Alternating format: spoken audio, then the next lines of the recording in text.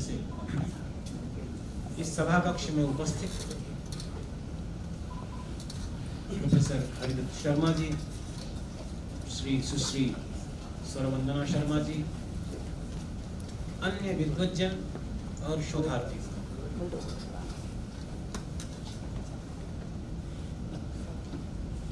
यह एक महत्वपूर्ण विषय पर, एक महत्वपूर्ण स्थल पर आयोजित हो रही एक बड़ी महत्वपूर्ण संगोष्ठी है।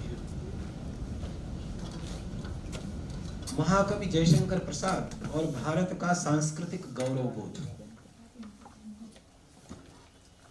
मैं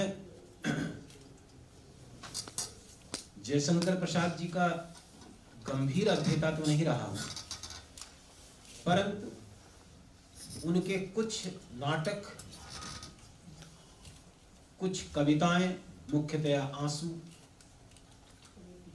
स्कंदगुप्त, चंद्रगुप्त और कामायनी, इरावती, इनका मैंने अवलोकन किया है। और इनका अवलोकन, कुछ कहानियां उनकी, आकाशदीप, पुरस्कार, इनको भी मैंने पढ़ा है। सबसे पहले, और इसके अलावा एक उपन्यास जो इनका बड़ा महत्वपूर्ण उपन्यास है, कंकाल, उसको मैंने देखा है। और इनको देखने के बाद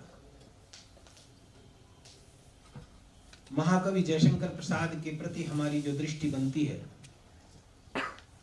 या उनके रचना कौशल में, उनके रचना संसार में भारत का जो सांस्कृतिक मानचित्र उभर करके आता है, या जिस सांस्कृतिक मानचित्र को मैं ग्रहण कर पाता हूं, उसको आपसे साझा कर रहा हूं।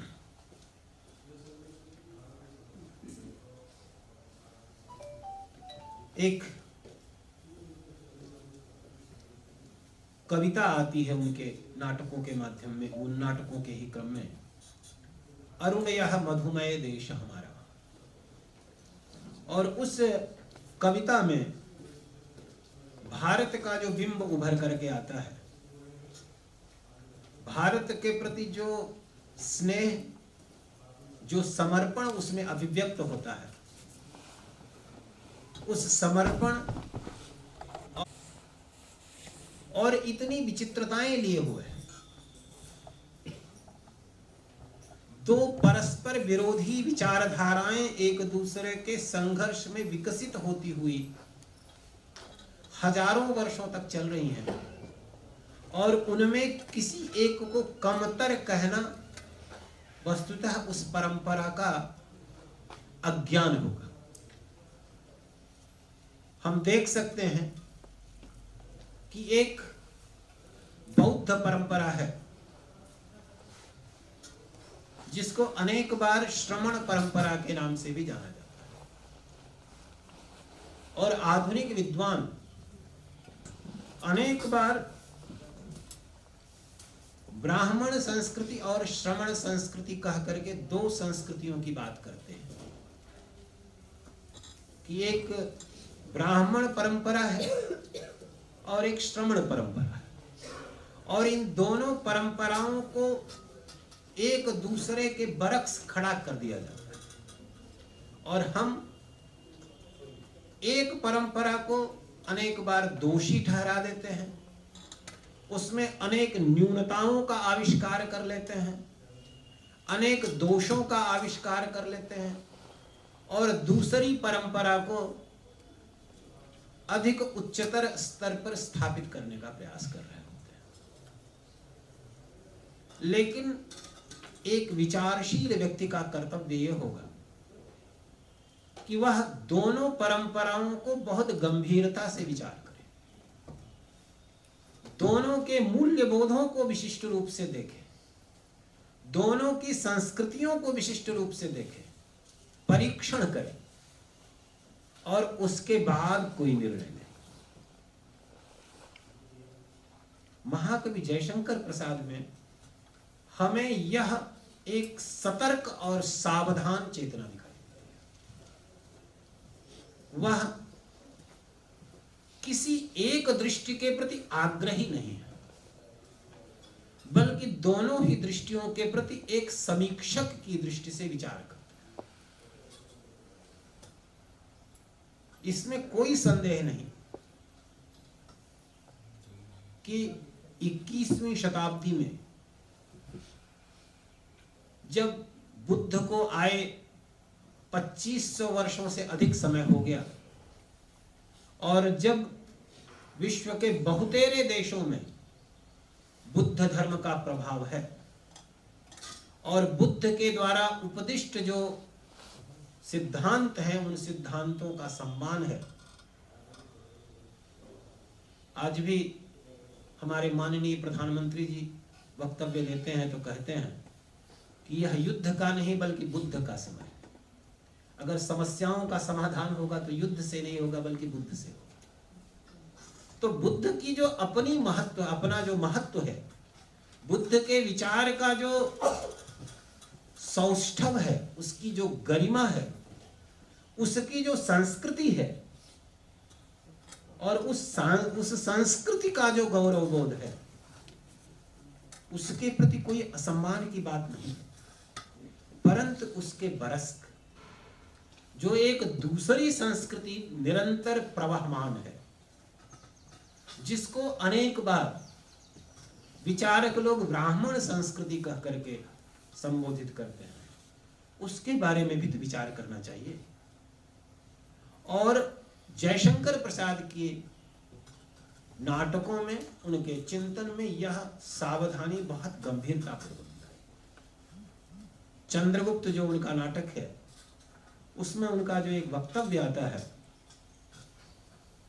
कहते हैं ब्राह्मण न किसी राज्य में रहता है और न किसी के अन्न से पलता है, स्वराज्य में विचरता है और अमृत होकर जीता है। यह जो वक्तव्य है वस्तुतः किसी ऐसे ब्राह्मण के विषय में नहीं है जो केवल जन्मना ब्राह्मण, बल्कि यह जो वक्तव्य है उस परंपरा के बारे में वक्तव्य है, उस ब्राह्मण के बारे में वक्तव्य है जो त्याग की मूर्ति है, जो तपस्या की मूर्ति है, जो बुद्धि का प्रतिमान है, जो स्वतंत्र चिंतन का मानक है, जो विचार की अभिव्यक्ति को किसी भी दंड के भय से रोकता नहीं। और इसी को एक जगह पर वो परिभाषित करते हैं चंद्रगुप्त में ही, ब्राह्मणत्व एक सार्वभौम शाश्वत बुद्धि वैभव।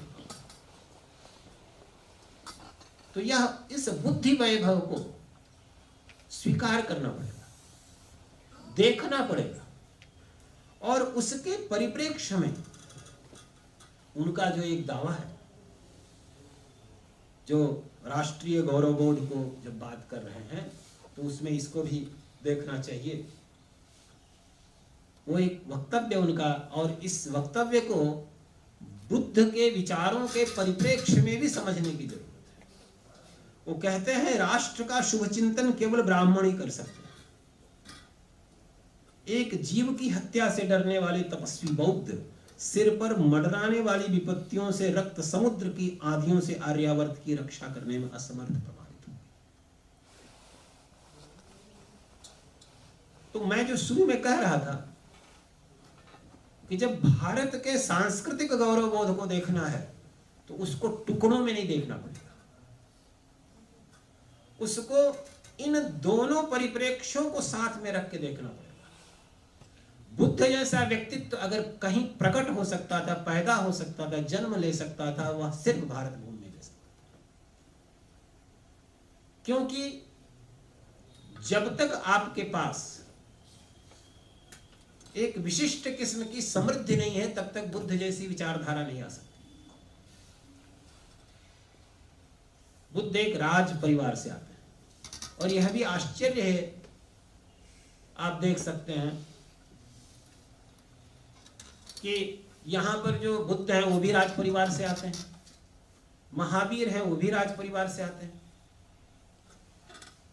और इस चीज को ध्यान में रख करके अनेक बार इसको इस रूप में भी प्रस्तुत करने का प्रयास किया जाता है कि वस्तुतः ये ब्राह्मण क्षत्रिय संघर्ष की बात रही हो, जबकि इसके विपरीत जो बेहतर संभावना है वह यह है कि यह जो त्याग की विचारधारा है, क्योंकि ये दोनों ही त्याग की विचारधारा है, और त्याग की विचारधाराएं वहां पर ही उपलब्ध हो सकती हैं, प्राप्त हो सकती हैं जहां पर समृद्धि हो।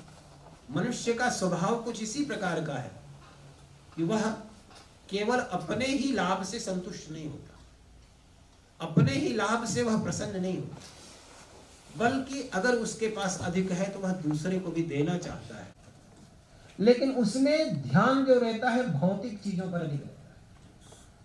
यहां पर कि वस्तुतः ये एक अहिंसा मूलक संस्कृति है, जो क्या इस प्रकार की अहिंसा मूलक संस्कृति देख लें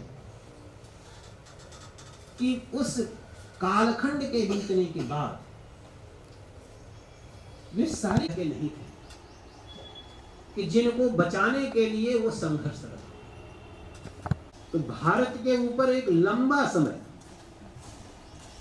बहुत बड़ा समय बीता जहां पर आक्रमण पर आक्रमण होते रहे। उसके बाद भी भारत की संस्कृति बरकरार रही,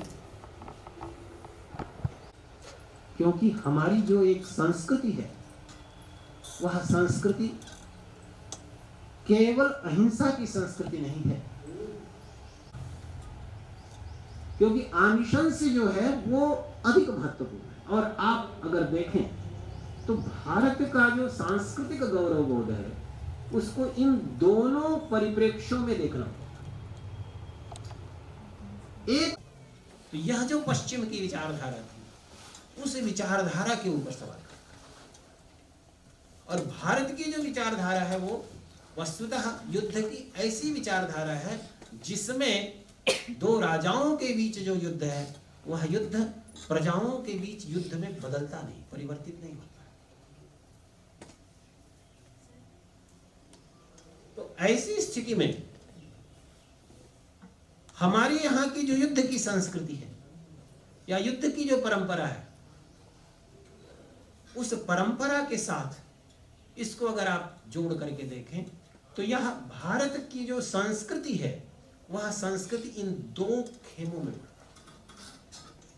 कि हम चाहें कि केवल अहिंसा के बल पर सभी लोग अहिंसक हो जाएं, ऐसा संभव नहीं हो सकता। और इसीलिए एक जगह पर बहुत महत्वपूर्ण ऑब्जर्वेशन देते हैं जयशंकर प्रसाद स्कंदगुप्त में। वो कहते हैं राष्ट्रनीति दार्शनिकता और कल्पना का लोक नहीं है। इस कठोर प्रत्यक्षवाद की समस्या बड़ी कठिन होती है। राष्ट्रनीति दार्शनिकता और कल्पना का लोक नहीं है। ये स्टेटमेंट बहुत ही मार्मिक है कि राष्ट्र की नीति दार्शनिकता और कल्पना का विश्व नहीं है। यानी कि जो अहिंसा का विश्व है, जिसको हम सबको अहिंसक होना चाहिए, अहिंसा हमारा परम आदर्श है, उस आदर्श को लेकर के जब हम बात कर रहे हैं, करना चाह रहे हैं, और उसको अगर राज्य के लिए भी हम लागू करें, महात्मा गांधी जी भारत में जब स्वतंत्रता आंदोलन हुआ तो उसको उन्होंने नेतृत्व दिया, और नेतृत्व देने के बाद जब भारत स्वतंत्र हुआ तो उन्होंने एक जगह पर यह सुझाव दिया था, और जो सुझाव दिया तो उसको नेहरू ने नहीं माना, क्योंकि वो माना नहीं जाता, मानने लायक नहीं। उन्होंने सुझाव दिया कि ये जो देश की सीमाएं हैं उन सीमाओं के ऊपर सैनिकों को तैनात करने की जरूरत नहीं है, बल्कि देश की सीमाओं पर स्वयं सेवकों को तैनात किया जाना चाहिए कि अगर कोई व्यक्ति इस तरह से आता है तो उनको समझा बुझा करके वहां से उनको शांत करके रखें। तो यह जो गांधी जी का जो वक्तव्य है, गांधी जी की जो दृष्टि है, उस दृष्टि को आप देखिए। गांधी जी भी अहिंसा के बहुत अनुयायी थे, और अहिंसा का अनुयायी व्यक्ति किस प्रकार से, इसी प्रकार से एक जगह पर एक बार जब गांधी जी से एक प्रश्न किया गया, किसी ने पूछा कि आप अहिंसा की बात इतनी करते हैं, असहयोग आंदोलन की बात इतनी करते हैं, अगर हिटलर जिस प्रकार से यहूदियों को मार रहा है, गैस चैम्बर में जला रहा है, ऐसी इच्छा होगा और इसी वजह से जो अच्छे लोग हैं वो हमेशा ठगे जाते हैं। तो ये जो विचार इसी तरह से दूसरे से भी अपेक्षा करते हैं और इसी कारण अच्छे व्यक्ति अधिक बार ठगे। तो गांधी जी की जो विचारधारा थी वह उसी मानक पर आगे बढ़ते हुए, अहिंसा के मानक पर आगे बढ़ते हुए जा रहे हैं, जिसके बारे में जयशंकर प्रसाद जी इस वक्तव्य के द्वारा कहते हैं कि राष्ट्रनीति दार्शनिकता और कल्पना का लोक नहीं है, क्योंकि यह जो अहिंसक विश्व की कल्पना है, अहिंसक विश्व की जो पूरी की पूरी अवधारणा है, वह सचमुच में कल्पना जगत के लिए तो ठीक है, लेकिन राष्ट्र के लिए उस तरह की अवधारणा सही नहीं है। और इसी वजह से भारवी ने अपने ग्रंथ किरातार्जुनीयम में एक जगह पर कहा है, शमेन सिद्धिम मुनयो न भूभृता। अगर शांति से सिद्धि प्राप्त करनी है तो केवल मुनि साधन माना जाता है। समाधि शक्ति संपत्ति के रूप में उसकी गणना है। तो राष्ट्रनीति, राष्ट्र किस प्रकार से प्रगति को प्राप्त करे, राष्ट्र किस प्रकार से विकसित हो, उसके लिए ये आवश्यक होगा कि ऐसे लोग जो दंड हैं वो दंडित हो, चाहे वह उच्छृंखल राजा ही क्यों ना हो। और इसी को चंद्रगुप्त में उन्होंने स्वीकार किया, नाटक के रूप में उन्होंने कहा कि एक उच्छृंखल राजा है जो नंद मनमाने तरीके से आचरण कर रहा है। वह एक वस्तुतः एक ऐसे बिंब की तरफ बात की जा रही है। और इसको अगर आप पुराने परिप्रेक्ष्यों को ध्यान में रखते हुए देखें, श्रीमद् भागवत में एक कहानी आती है, महाभारत में भी वो कहानी आती है पृथु के बारे में। वो एक बेन राजा था और वह अन्याय कर रहा है, तो ऐसी स्थिति में ब्राह्मण लोग उसको पकड़ लेते हैं, मार डालते हैं और उसको मंथन करके दूसरा पृथु का उत्पादन करते हैं। और पृथु फिर पालते हैं, उसके बहुत प्रभुत्व संपन्न होने की वजह से नहीं, बल्कि त्याग की वजह से। तो वह जो भारत का सांस्कृतिक गौरव बोध है, और आप पूरे भारत के सांस्कृतिक गौरव की तरफ अगर आप देखेंगे तो ये एक ऐसी विशिष्ट भूमि है कि जहां पर सचमुच में त्याग को ही पूजा मिली है, त्याग को ही सम्मान मिला। राम को अगर ईश्वर बनाया गया तो इसलिए नहीं बनाया गया कि वो बहुत, और एक आदर्श के रूप में उसको स्वीकार कर रहा है, उसका सम्मान अधिक है व्यवस्थित तरीके से। तो यह जो बुद्ध के बारे में भी उसी तरह की स्थिति है कि बुद्ध को जो हम इतना सम्मान देते हैं, आदर प्रदान करते हैं, उसके पीछे भी कारण यही है कि बुद्ध भी राज कुमार होते हुए वो चले जाते हैं सब कुछ छोड़ करके, और फिर उसके बाद भिक्षा मांग करके भिक्षाटन करते हुए रहते हैं। और उनके जो उपदेश हैं वो उपदेश अहिंसा के उपदेश, शील के उपदेश इत्यादि सारे के सारे जो उपदेश हैं। और अगर आप बुद्ध के उपदेशों को और जो ब्राह्मण संस्कृति के जो उपदेश हैं उनको, दोनों को अगर आप एक दूसरे के समानांतर देखने का प्रयास करें तो उनमें नैतिकता के स्तर पर बहुत अधिक अंतर नहीं दिखाई पड़ेगा। अगर आपको अंतर दिखेगा तो वह अंतर उनके तत्वमीमांसीय दृष्टिकोण में दिखाई पड़ सकता है, उनके ज्ञान मीमांसीय दृष्टिकोण में दिखाई पड़ सकता है, लेकिन उनका जो सैद्धांतिक मत है वह सैद्धांतिक मत जो आचरण के स्तर पर है, वह आचरण के स्तर में बहुत अधिक भेद उनमें दिखाई नहीं। तो इसलिए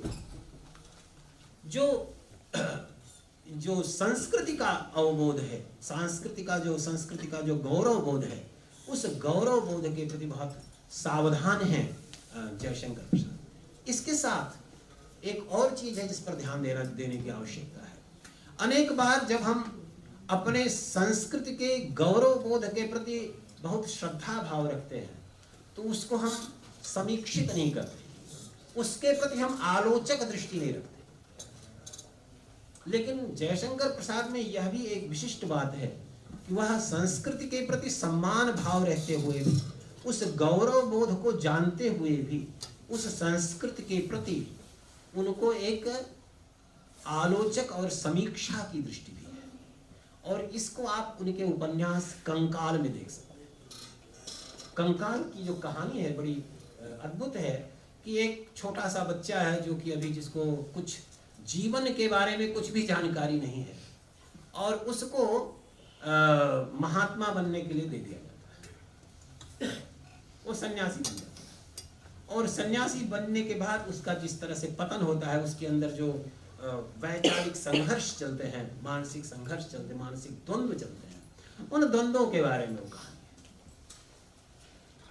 आप देखिए कि इस तरह से जो भारत की जो परंपरा रही, जिसमें पहले एक दावा किया गया कि निर्देश दिया गया सीधे सीधे कि आश्रमाद आश्रमम गच्छेत, एक आश्रम से दूसरे आश्रम में जाना चाहिए, आश्रम का भंग नहीं करना चाहिए। यानी कि ब्रह्मचर्य से गृहस्थाश्रम में, गृहस्थाश्रम से फिर वानप्रस्थ में, और वानप्रस्थ के बाद फिर संन्यास में। ऐसा नहीं हो कि ये जो है ब्रह्मचर्य आश्रम से सीधे सीधे वानप्रस्थ में चला जाए या संन्यास में चला जाए। कुछ एक उदाहरण है जो इस तरह के बारे में भी बताते हैं, जहाँ पर कि आचार्य शंकर का ही जो उदाहरण है वो इस बात को बताता है कि वो ब्रह्मचर्य से ही सीधे सीधे संन्यास की तरफ चले जाते हैं। लेकिन सामान्यतया जो अवधारणा है वो इस प्रकार की है, और इसके बारे में क्यों इस प्रकार की अवधारणा है, उसके पीछे भी कारण है। क्योंकि जब तक आप ऋण नहीं चुकाएंगे तब तक आप संन्यास के लिए पात्र नहीं है। ऋणत्रयम् अपाकृत्य मनोमोक्षे निवेशे, तीनों ऋणों को जब तक आप चुका नहीं देते हैं तब तक आप मोक्ष के पात्र वो नहीं, क्योंकि ऋण तो अपने आप में एक बंधन है। कर्जा जो है वो एक बंधन है। कर्जा आपने जब तक चुकाया नहीं तब तक आप बंधन के से मुक्त होने के पात्र नहीं है, बंधन से मुक्त नहीं हो सकते। लेकिन ये एक समय के साथ धीरे धीरे इस तरीके की विकृति भी समाज में आती गई, परंपरा में आती गई। और जो बुद्ध की जो विचारधारा थी, बुद्ध ने जो एक संघ बनाया जिसमें कि कोई भी प्रव्रजित हो सकता है, वहां पर तो कोई इस तरह की बात नहीं थी। क्योंकि आप बुद्ध के जीवन को ही देख लीजिए, बुद्ध का जो जीवन है वो ये जो आश्रमाद आश्रमम गच्छेत वाली जो प्रक्रिया है उससे तो विपरीत है। क्योंकि वो सीधे सीधे, क्योंकि यहाँ पर तो संन्यास लेने के पहले पत्नी से अनुमति लेने का विधान है। आप संन्यास तब तक नहीं ले सकते जब तक आपने पत्नी से अनुमति नहीं ली। तो पत्नी से अनुमति लीजिए, उसके बाद फिर संन्यास लीजिए। वो तो पत्नी को सोता हुआ छोड़ करके चले जाते हैं। तो ये जो एक परंपरा आई, जो विपरीत परंपरा, उस परंपरा ने कई एक सारे रूढ़ियों को कहना चाहिए, या दूसरे रूप में कहिए कि कई एक सिद्धांतों को तोड़ दिया। क्योंकि ये भी एक आवश्यक चीज है। क्योंकि ब्राह्मण जो गृहस्थाश्रम है, वह गृहस्थाश्रम सचमुच में पूरे समाज का भरण पोषण करता है। जो ब्रह्मचारी है वो भी गृहस्थाश्रम पर निर्भर करता है, जो सन्यासी है वो भी उस पर निर्भर करता है, वानप्रस्थ है वो भी उस पर निर्भर करता है। और अगर कोई भी बिना किसी पूर्व शर्त के, बिना कुछ कंडीशंस फुलफिल किए अगर सन्यास की तरफ बढ़ जाए, तो ऐसी स्थिति में तो समाज में बड़ी विचित्र स्थिति पैदा हो जाएगी, जो विचित्र स्थिति कंकाल में दिखाई। क्योंकि वहां पर वो इस रूप में उभर करके आती है कि भाई एक बालक है जो कि अभी कुछ भी नहीं जानता है, उसको सन्यास की तरफ घसीट दिया गया। क्योंकि मनौती मानी गई थी, पैदा होगा तो हम इसको बाबा जी को दे देंगे, समर्पित कर देंगे। तो यह एक जो परंपरा है, और परंपरा में जो यह विकृति आ रही है, उस विकृति की जो समस्या है, उस समस्या को वहां पर देखा। तो हम प्रसाद का जो चिंतन है, मैंने जैसे कि शुरू में ही आपको निवेदित किया था कि प्रसाद के बारे में बहुत अधिक मैंने नहीं पढ़ा है, कम ही मैंने देखा है, समझा है, और तदनुसार ही मैं अपनी बात कह रहा हूँ। तो उसमें परंपरा के प्रति सम्मान की भावना होते हुए भी, क्योंकि ये जो भेद है, ब्राह्मण परंपरा और श्रमण परंपरा, उन दोनों की जो सीमाएं हैं, उन दोनों की जो न्यूनताएं हैं, उनके प्रति प्रसाद जी बहुत सतर्क है, बहुत सावधान है। और इसको इन्होंने रेखांकित किया कि क्या इस तरह से संभव है कि राष्ट्र नीति जो होगी वो क्या इस प्रकार से अहिंसा को पूरे के पूरे उस पर रखते हुए आगे बढ़ सकती है? क्या राष्ट्र इस स्थिति में उन्नति कर सकता है? तो ये एक बात है। और दूसरे, परंपरा में जिन लोगों को सम्मान प्राप्त हो रहा है, तो इसको भी देखा जाए, ये सम्मान प्राप्त होने की वजहें क्या? अगर किसी को गौरव मिल रहा है तो उस गौरव के पीछे कारण क्या है, ये देखा जाए। तो ये सारी चीज यहाँ पर दिखाई पड़ती है जयशंकर प्रसाद के ग्रंथ में, जो कुछ हमने देखा है। और मुझे लगता है कि वह एक समीक्षक की दृष्टि रखते हुए जयशंकर प्रसाद भारत का एक समग्र मानचित्र, जिसमें बुद्ध के लिए भी एक सम्मान की भावना है, लेकिन जो ब्राह्मण परंपरा है उस ब्राह्मण परंपरा के प्रति भी एक सम्मान का बोध है, उसका एक मूल्यांकन है और गंभीर मूल्यांकन। और उसके साथ उसमें जो कमियां आ रही हैं, उन कमियों की तरफ लगातार संकेत है कि भाई इन कमियों को किस तरह से दूर किया जा सके। तो हम भारत का जो सांस्कृतिक गौरव बोध है, उस गौरव बोध को किस तरह से संरक्षित रख सकते हैं, किस तरह से आगे बढ़ा सकते हैं, मुझे लगता है इसकी तरफ भी इन्होंने इसमें अपने ग्रंथों में संकेत किया है। तो बहुत अधिक न कहते हुए मैं यहीं पर अपनी